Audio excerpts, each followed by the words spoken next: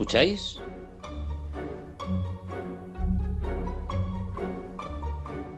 Es oír y callar. En Ñ Radio.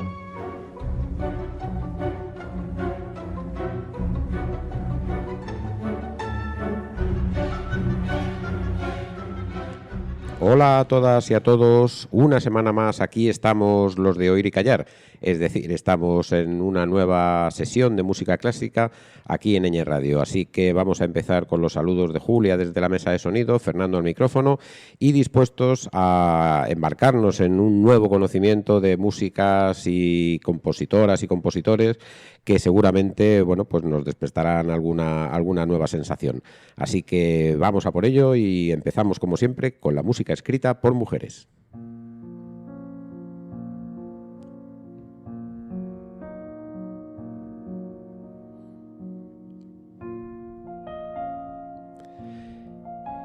Y en el día de hoy vamos a descubrir también una nueva compositora y un nuevo compositor que hasta ahora no los hemos tratado y que tienen una peculiaridad, y es que son dos personas que aún están vivas.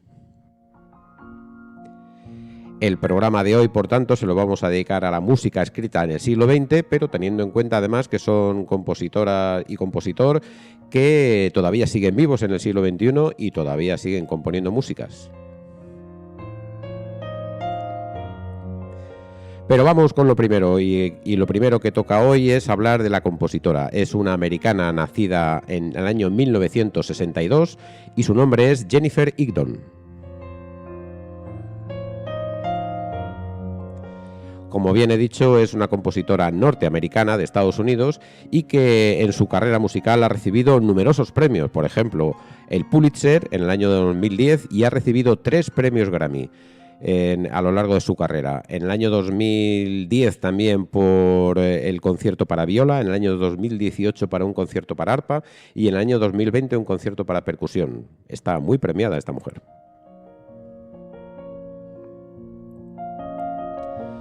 También fue elegida miembro de la American Philosophical Society en 2019 y a partir de ese momento, no a partir de ese momento, sino mucho antes y hasta un poco después, es decir, desde el año 1994 hasta el año 2021, ha sido profesora de composición.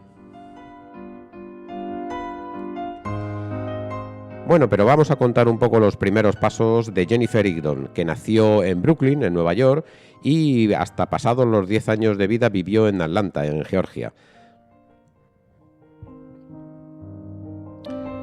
Su padre era pintor y se esforzó mucho porque todos sus hijos tuvieran una introducción interesante en el mundo del arte. Así que los llevó a todos sus hijos a varias exposiciones de arte nuevo y experimental que, según él, ayudarían a sus hijos a formarse una idea de lo que era el arte en el siglo XX. También desarrolló un interés por la fotografía, por la escritura, a una edad muy temprana. Y sin embargo, por el camino de la música, no tuvo una educación especial sobre este camino, ¿no? Ella oía música, lógicamente, pero y sobre todo oía música, de la música folk y la música pop que se escuchaba en aquella época.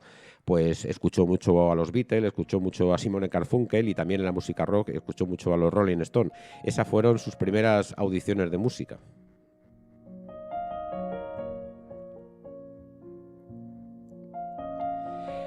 Después, su madre compró una flauta por algún motivo y ella lo que hizo fue empezar a tocar la flauta de una manera autodidacta. Así que, bueno, ese fue su introducción dentro de lo que era un elemento que podríamos decir que está próximo a la música clásica, a lo que nosotros llamamos como música clásica y sinfónica. Su educación, por tanto, su educación musical, específicamente musical, empezó a una edad bastante tardía.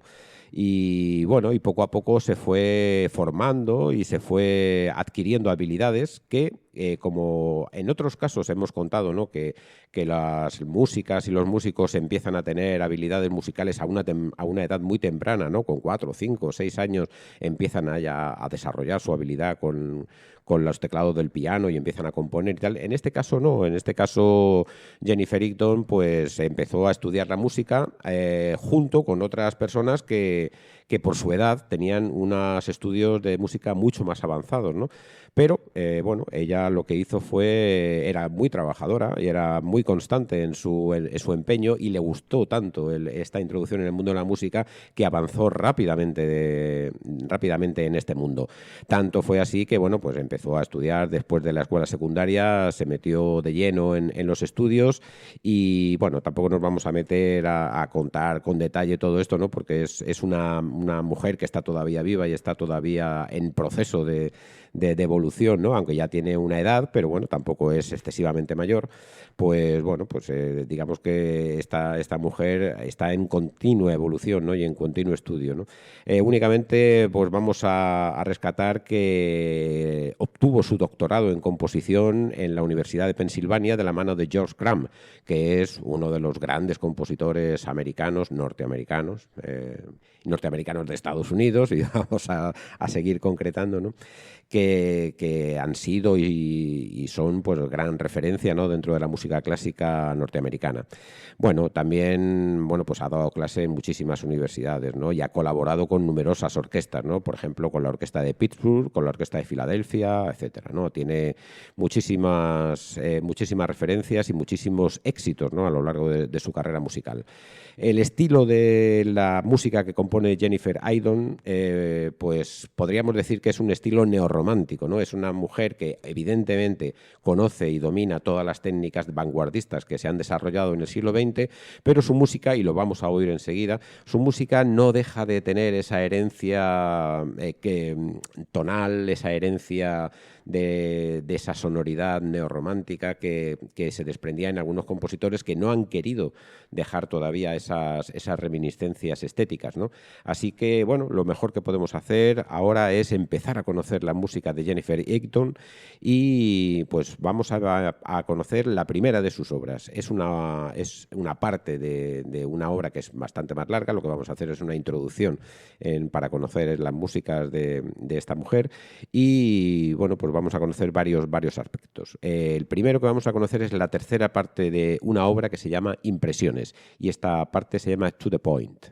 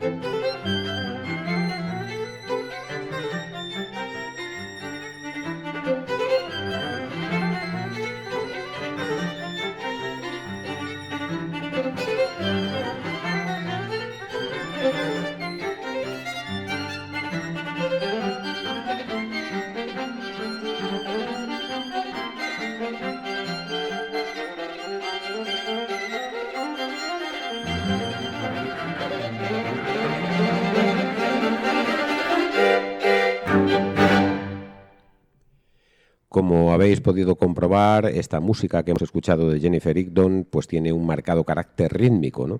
Esto viene dado porque sus primeras experiencias como intérprete estuvieron en el atril de la percusión incluida, ¿no? Entonces, bueno, pues esta forma de utilizar el ritmo con estos pasajes que son intrincados y complejos, ¿no?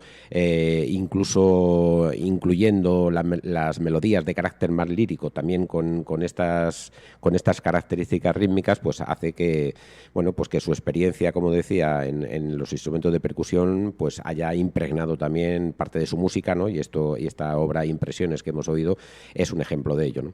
También tiene Jennifer Higdon trabajos vocales y corales, ¿no? Trabaja para emular patrones de habla en cuanto a la escritura, ¿no? Y lo que hace es también tener un respeto muy grande por el lenguaje en el que están escritas las melodías que acopla a un texto que no es suyo, ¿no?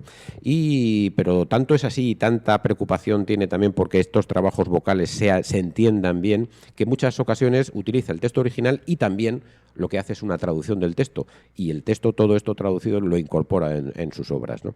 Bueno, es la música de Jennifer Higdon, podemos decir que es de un carácter seccional, por tanto, que va directamente a que la música sea entendida, y por eso quizá Jennifer Higdon no abandona no del todo pues estas técnicas, como decíamos al principio, neorrománticas, porque quiere que el público no tenga que hacer un gran esfuerzo intelectual por entender la obra, ¿no? Sino que la entienda de una manera fácil. Bueno, pues vamos a seguir conociendo músicas con estas cosas que os voy diciendo de las características con las que compone Jennifer Higdon, y vamos a oír también una parte de una obra muy curiosa que se llama Concierto 4/3.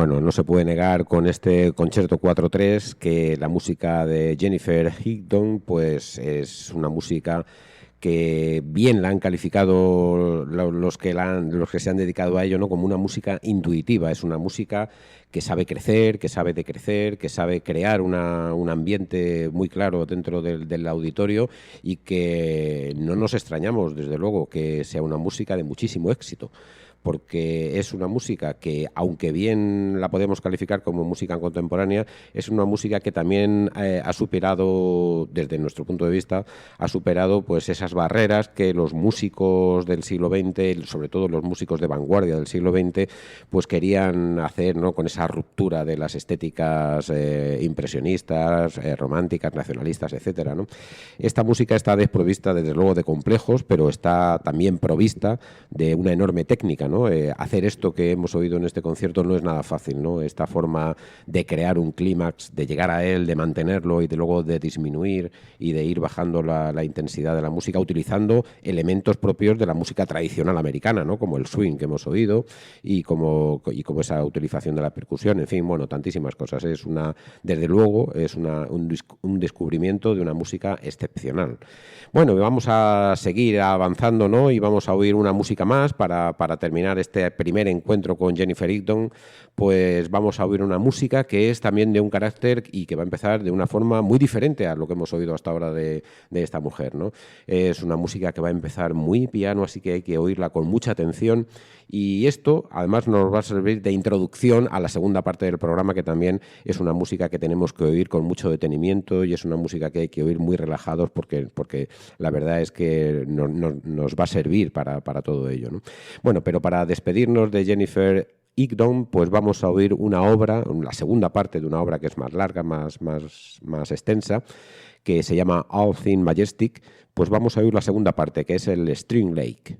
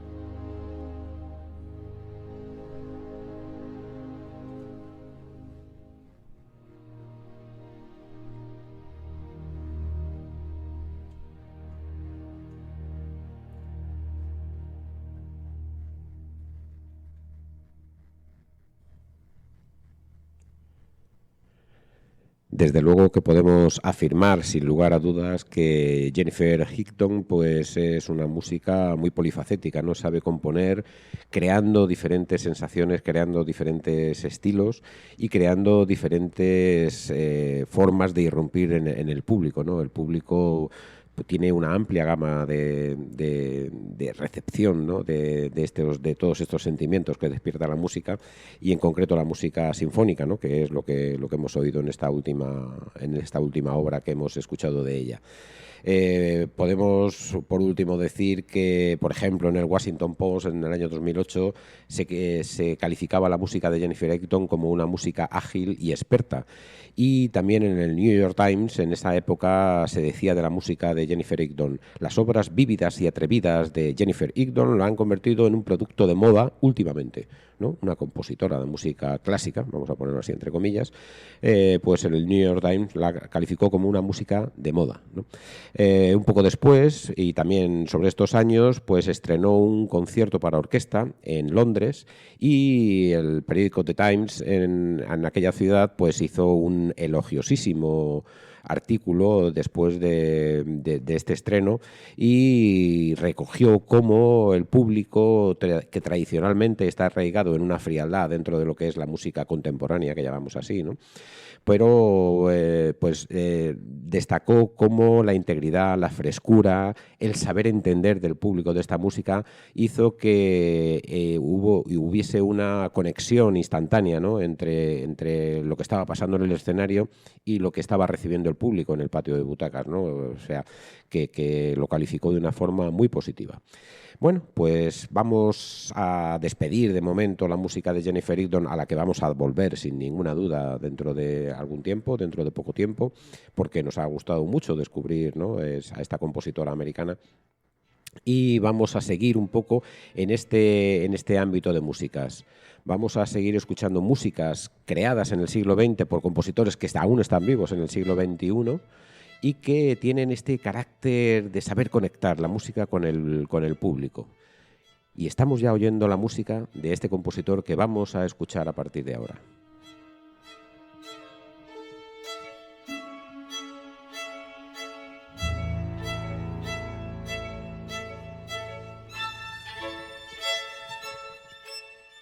Como vais a poder comprobar poco a poco, la música de este compositor que os voy a presentar es una música que hay que oír tranquilamente, ¿no? No es una música de estas que se pueda estar escuchando mientras uno hace las tareas de la casa o mientras prepara cualquier otra cosa, ¿no? Hay que sentarse y escucharla.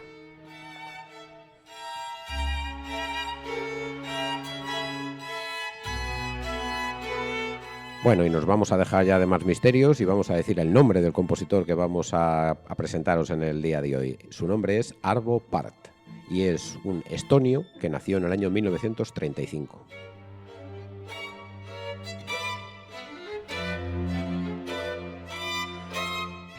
Arvo Pärt es, como decíamos, estonio y nació en un país que tan solo 4 años antes había entrado a formar parte de la Unión Soviética, ¿no? Imaginaros, ¿no?, la época en la que estamos hablando. Bueno, siendo pequeño estudió flauta, oboe, percusión, y antes de cumplir los 20 años de edad empezó ya a hacer sus primeros pinitos compositivos. En el año 1954 inició su formación superior dentro de lo que es el mundo de la composición en el Conservatorio de Tallinn, ¿no?, que es la capital de Estonia. Tuvo que interrumpir estos estudios porque le mandaron a la mili, como tantos otros, ¿verdad? En mitad de sus estudios tuvo que cumplir el servicio militar. Bueno, antes de deciros que esto que estamos oyendo de Arvo Pärt es una pasacaglia para cuarteto de cuerda.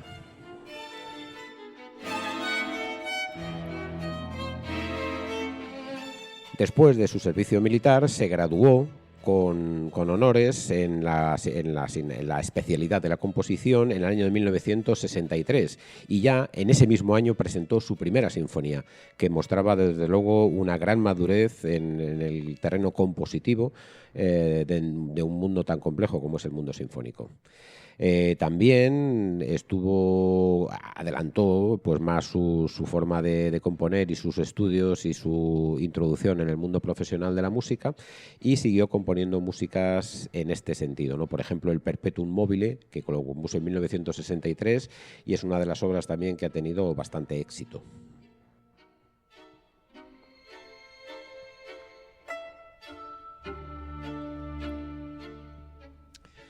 A final de la época de los 60, su música destaca por una utilización muy personal de la técnica del collage, aún más oscura y dramática, unida a una gran influencia de la tradición barroca, que él no despreciaba de ninguna de las maneras, y que también refleja en composiciones que de alguna forma ponen sobre el papel la lucha interior entre dos mundos contrapuestos, ¿no? La máxima expresión de este diálogo interior es una obra que se llamó El Credo. Lo hizo en 1968 y que supuso un punto de inflexión en su obra y también en su vida. El estreno del Credo fue un auténtico acontecimiento para el público que asistió a aquel evento, ¿no? Ovacionó la pieza hasta conseguir que se interpretase íntegramente una vez más, es decir, se repitió por completo esta obra. El Estado soviético consideró peligrosos la obra y su creador por su espíritu innovador y por hacerse eco de una visión espiritual y sensible capaz de resonar con la audiencia. Bueno, ya tenemos también aquí cómo Arvo Pärt tuvo que luchar no solamente pues, con las dificultades de destacar en un mundo tan difícil como es el de la música, sino también con la situación política que se estaba viviendo en su país, ¿no? Pärt asumió en su retorno a los orígenes mediante el estudio de la música vocal cristiana y el canto gregoriano. Y, por ejemplo, pues hizo importantes estudios y profundizaciones en la música de la Escuela de Notre Dame de París y en la polifonía renacentista. En estos años ocurren dos acontecimientos personales de gran significado en su vida. Por un lado, el matrimonio con Nora, que es su compañera inseparable desde entonces y a día de hoy también, y su ingreso oficial en la Iglesia Ortodoxa, que es pues un camino que él deseaba recorrer de una manera voluntaria, ¿no? Es un hombre religioso dentro de la religión, desde luego, que es predominante en su país, ¿no? El cristianismo ortodoxo. Bueno, y luego pues lo que vamos a hacer es ya empezar a conocer las músicas de Arvo Pärt, y para empezar a conocer las músicas de Arvo Pärt tenemos que explicar un poco cuál es el propio camino que Arvo Pärt hace para componer sus músicas o gran parte de sus músicas. Es una técnica que ha desarrollado él y que él la inventó de alguna forma y que tiene un nombre muy curioso, o en fin, o así ha sido de alguna forma traducido. Voy a ver si lo sé decir porque no es fácil. Es el tintinambuli. Es una forma de componer que voy a intentar explicarlo, o casi mejor lo que vamos a hacer es, vamos a oír la primera obra y luego vamos a ir diciendo un poco en qué consiste esto de la técnica del tintinambuli, a ver si lo digo bien, tintinambuli. Bueno, la primera obra que vamos a escuchar de Arvo Pärt es una obra famosísima dentro de su catálogo. Es una obra que ha tenido muchísimo éxito y que se oye con reiteración. Y es una obra para violín y piano. El título es Spiegel in Spiegel, traducido Espejo en Espejo. Es una pieza musical escrita por Arvo Pärt en 1978. Y, como decía, está escrita para violín y piano y, bueno, podríamos traducirla como espejo en el espejo o como espejos en el espejo, ¿no? Haciendo referencia a esto de la imagen infinita que se va reflejando de un espejo a otro y que infinitamente se replican a sí mismo estas imágenes que como decía, llegan hasta el infinito. Es, como decía, también una de sus piezas más conocidas y más interpretadas. Y bueno, pues fue una pieza que un renombrado violinista ruso, que es Vladimir Spivakov, a ver si te lo sé decir también bien, le encargó a Arvo Pärt para que, bueno, pues para tener él también su propio repertorio dedicado a él mismo, ¿no?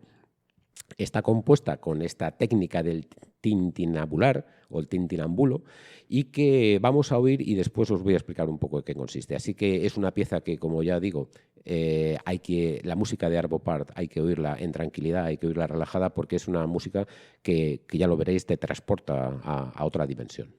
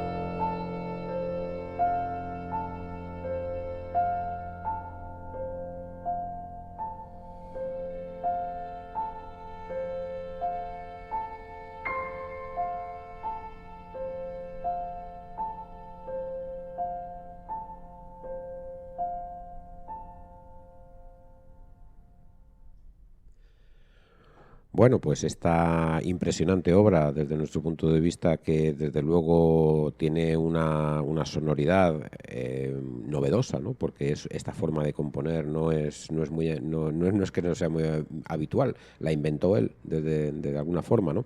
Pero crea una sensación que es muy curiosa, muy introvertida, muy lenta, en fin, es que podríamos poner algunos adjetivos, ¿no? Pero yo creo que cada uno debe de poner los suyos, ¿no? Bueno, pues vamos a explicar un poco esto que os había anunciado, un poco del estilo tintinabular, que es el estilo que inventó Arvo Pärt para sus composiciones. Como habéis podido oír, esta pieza estaba dividida en dos partes bien claras, ¿no? Por una parte el piano, que hacía continuamente un arpegio que era, bueno, pues estaba arpegiando sobre una tríada tónica continuamente, ¿no? Pues estaba pasando notas arpegiadas, ¿no? Durante todo el tiempo. El acompañamiento del piano ha consistido en eso, ¿no? En un arpegiar de sus tríadas tónicas. Y esta era una parte de la composición. Y la otra parte del estilo tintinabular, pues es el desarrollo de una melodía diatónica. Y esta melodía diatónica es larga y suele ser, como en casi todas las obras de Arvo Pärt en este estilo, suele tener un tempo lento y meditativo. Es decir, es una música que invita a la meditación y que para ello utiliza pues, ritmos lentos y velocidades pues eso, muy bajas, ¿no? Bueno, pues esta mezcla de estas dos voces es lo que se llama el estilo tintinabular. La voz melódica y la voz arpegiada, ¿no? Bueno, parece así dicho, parece una cosa simple, pero está mezclado de una manera muy peculiar, que es como lo hace Arvo Pärt y como vamos a seguir escuchando las obras de Arvo Pärt, ¿no?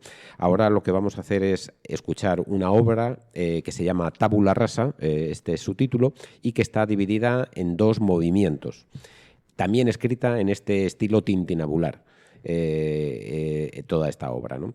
Así que esta obra tiene ya un reparto instrumental diferente y es también una obra que ha tenido un éxito importantísimo dentro del desarrollo profesional y artístico de Arvo Pärt y que, bueno, ha sido grabada muchísimas veces, es tocada muchísimas veces porque es una pieza que, como decíamos también en el caso de la música de Jennifer Ayton, pues es una música que conecta muy rápidamente con el público, ¿no? El público que va a escuchar esta música, bueno, pues es una música desprovista de complejos, ¿no? No le da igual que la música tenga características neorrománticas o neoimpresionistas o vanguardistas, ¿no? Es una música que no tiene ningún complejo por utilizar tonalidades, que no tiene ningún complejo por utilizar disonancias, no, en fin, todo le viene bien siempre y cuando esté dentro de este ambiente que Arvo Pärt quiere darle a sus composiciones, ¿no?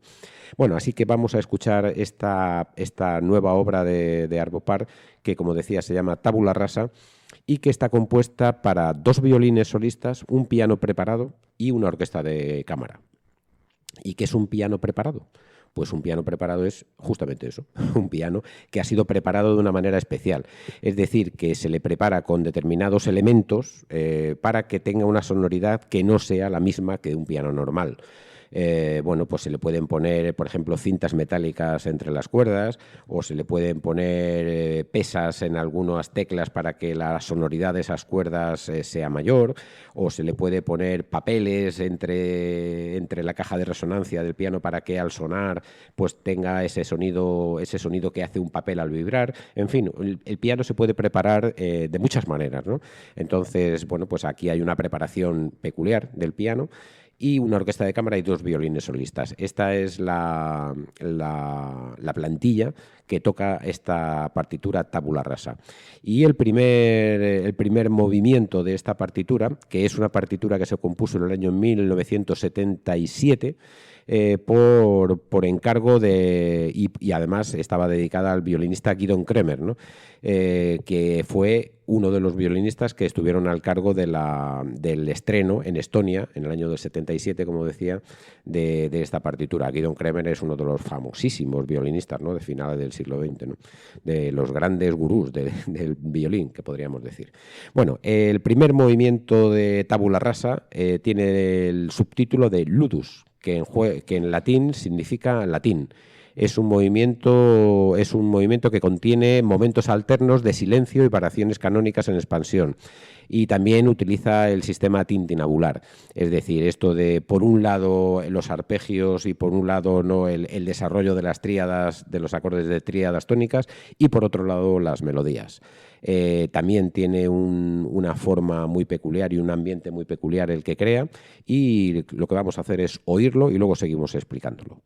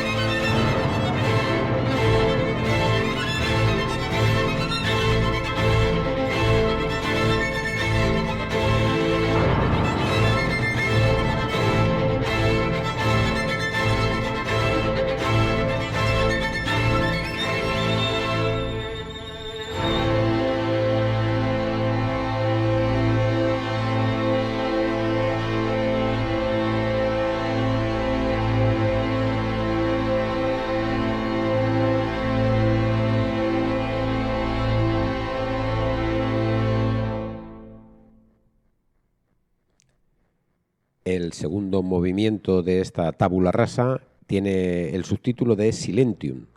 No hace falta traducirlo, ¿verdad? El silencio. Es un movimiento que está compuesto en la tonalidad de re menor, y esto ya en música del siglo XX es mucho decir, ¿no? Que estamos hablando de una obra compuesta en una tonalidad determinada. Bueno, este segundo movimiento funciona como si fuese una cadencia final de este primero, del Ludus que hemos escuchado, ¿no?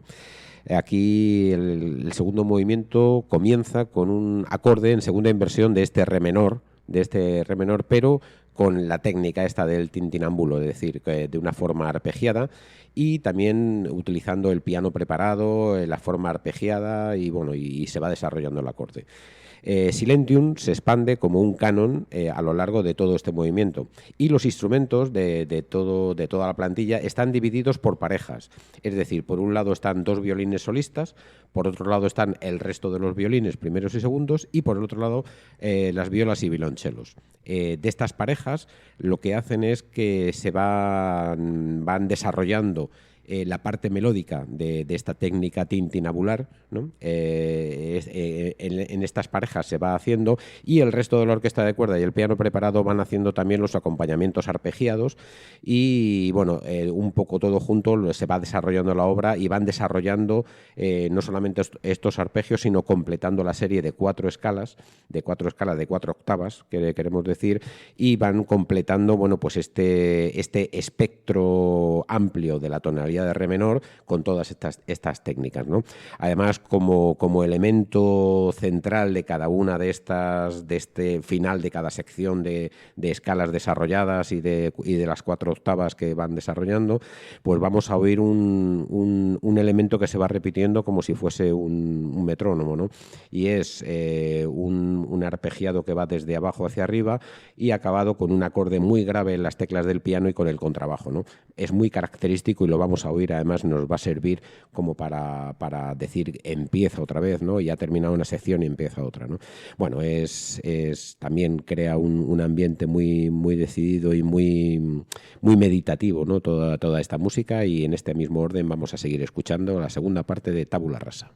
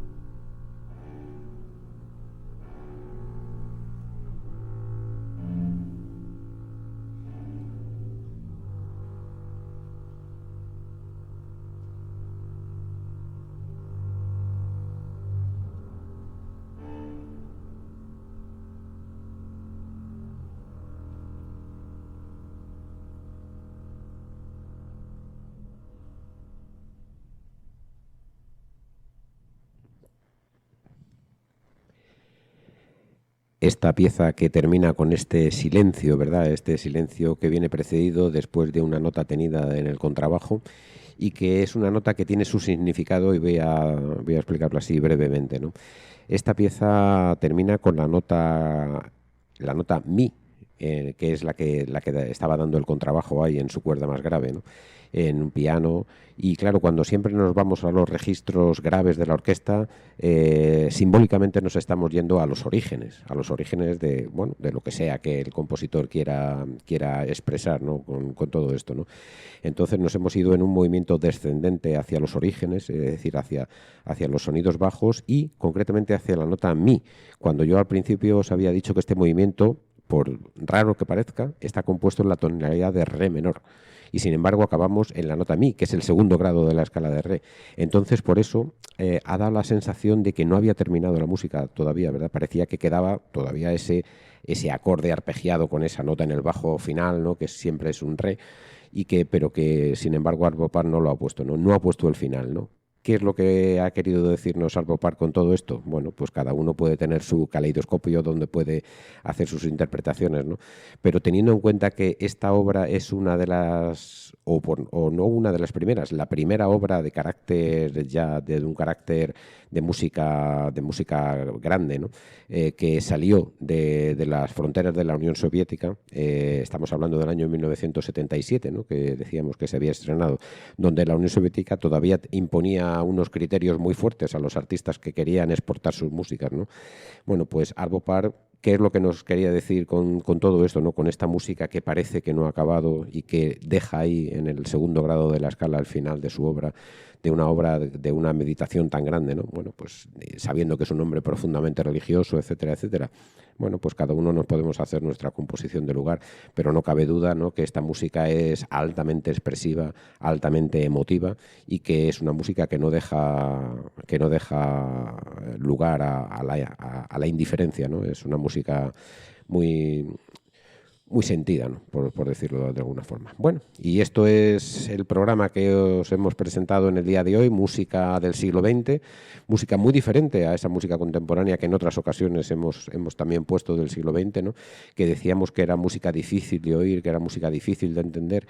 Esta música quizá no sea tan difícil de oír y de entender, pero desde luego tiene unas características también muy vanguardistas, tiene una expresividad muy clara, muy personal, en fin, yo creo que es muy interesante y que desde luego seguiremos profundizando también de vez en cuando en este tipo de músicas que los y las compositoras y compositores vivos todavía nos siguen ofreciendo. Así que os esperamos la siguiente semana en una nueva entrega de música clásica y en una nueva sugerencia aquí en Oír y Callar. Hasta entonces, adiós. Eso es todo, amigos.